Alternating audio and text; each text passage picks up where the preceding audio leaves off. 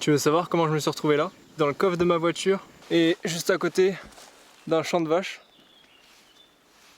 Ouais, il n'y a plus de vaches d'ailleurs. Laisse-moi t'expliquer.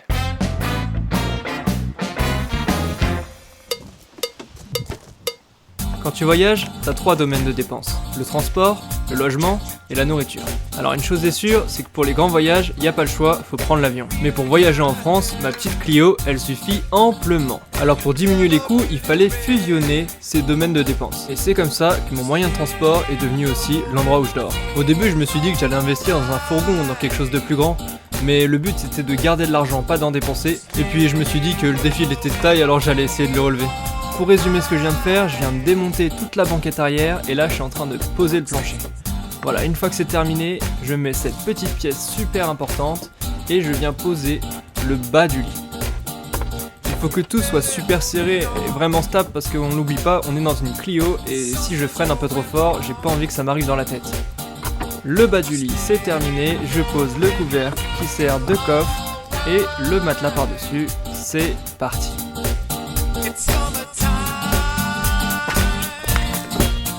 En fait, je savais pas trop où j'allais. J'avais une direction, c'était le Morvan. Je voulais voir de la nature, je voulais voir des paysages, mais je savais pas du tout où j'allais m'arrêter et ce que j'allais voir.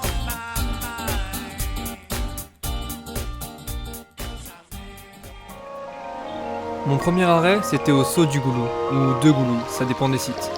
Super nature, une super forêt et une petite cascade. Puis après, je me suis retrouvé au lac des Sétons.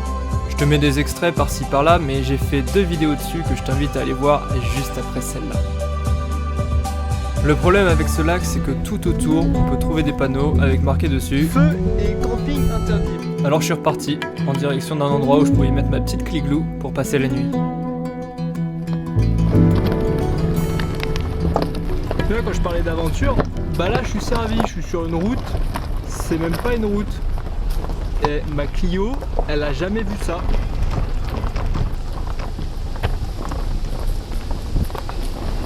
Je sais pas si on se rend bien compte de l'étendue de la route.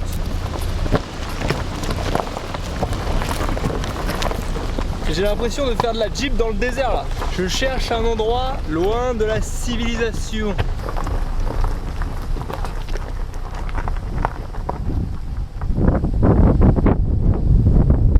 C'est pas génial. Ça appartient à quelqu'un, c'est fermé, je suis content, il faut que je fasse demi-tour. Fais chier! Et à force de rouler, j'ai trouvé cette route. Au début je me suis pas arrêté, et puis au final, j'ai fait demi-tour, et je me suis mis juste là. Ouais, juste là. Du coup me voilà, j'ai trouvé mon endroit pour la nuit. Petit tour des lieux, la voiture, la cliglou, s'il vous plaît, les vaches, juste derrière. Bon là une route, mais bon... depuis le temps que j'y suis, j'ai toujours pas vu une voiture. Petit coucher de soleil sur la cliglou.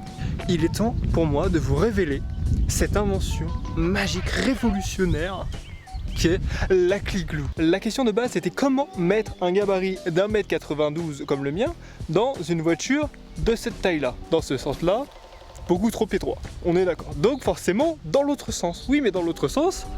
bah, il y a des sièges, il y a un volant, bref, on rentre pas. Mais en bricolant un peu, j'ai réussi. Transformation de la Clio en camping-car. Ça, comme ça, tu vois, c'est quand elle a l'état replié. Donc du coup, classique, 2 sièges, un passager, un conducteur. À l'arrière, il n'y a plus de siège. Et voilà. Et maintenant, on va la passer en mode couchage. Laisse-moi juste mettre tout le bordel devant.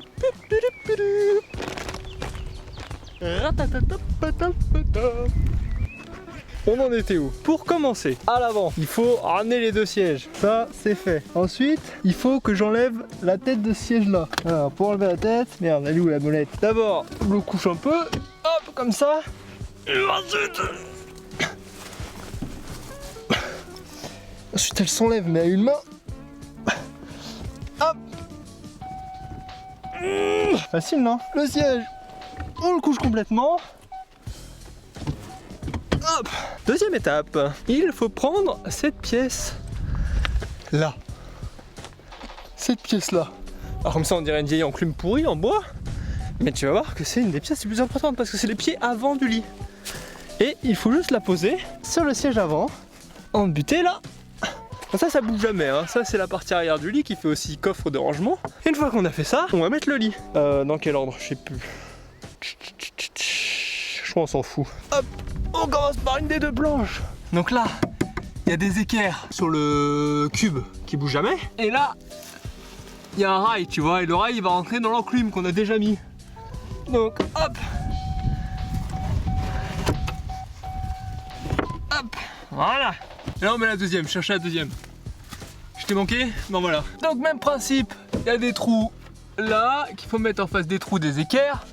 Et il y a un rail de l'autre côté, hop, ça rentre dans le rail et ça rentre dans le truc. Et pour maintenir tout ça, qu'est-ce qu'on a?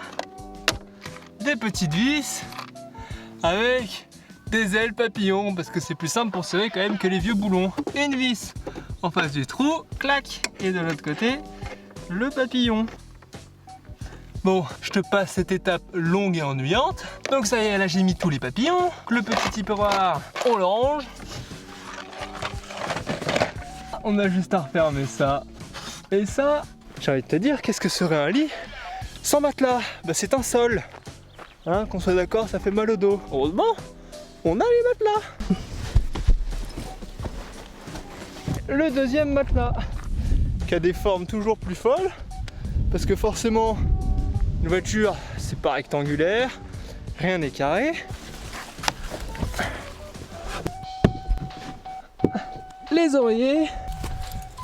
Et voilà, on a un lit. Alors là je t'entends derrière ton écran, t'as dit ouais Morgane, tu nous as dit t'allais transformer une Clio en camping-car. On se calme, hein, je fais pas de la magie. C'est pas l'école des sorciers non plus. Mais j'ai réussi à transformer un lit qui doit faire je crois 2 mètres de longueur, un truc comme ça, faudrait que je regarde mes plans. 1m92, 2 mètres, ça passe. Sur 80 de largeur là où c'est le plus petit, ou le plus grand, je sais plus. Bref, un lit voilà, qui tient. Donc là je suis allongé. Tu peux même encore un peu conduire si tu veux. Comme ça t'es pas obligé de totalement la démonter s'il faut juste bouger la voiture, tu vois, de genre 15-20 mètres. Je vais mettre maintenant les volets, parce que qui dit voiture a dit forcément lumière le matin. Donc je vais mettre les volets. Ça ressemble à ça. Bon, il y en a pour toutes les fenêtres hein, du coup. Donc d'un côté c'est bleu, ça c'est pour l'intérieur avec le petit truc. De l'autre côté thermo-réfléchissant et la petite ventouse pour coller. Qui dit habitacle dit forcément aération. On a une aération. Dans la fenêtre arrière gauche, tu fais glisser dans la fente. Hop. Et voilà. Après tu remontes la fenêtre. Et quand ça arrive là en butée, tu pousses. Aération. Et en plus c'est étanche parce que l'eau du coup elle peut pas rentrer. Elle passe derrière comme ça et hop elle continue de couler. Et voilà, terminé. Le petit lit, le petit duvet. Là en dessous, le petit box pour ranger les choses, les pare-soleil à toutes les vitres, celui-là qui respecte l'aération, devant, tout devant, sur les côtés là aussi. En été, normalement, je suis capable d'aller un peu partout avec cette cliglou et je suis capable de dormir dedans. C'est pas fou ça?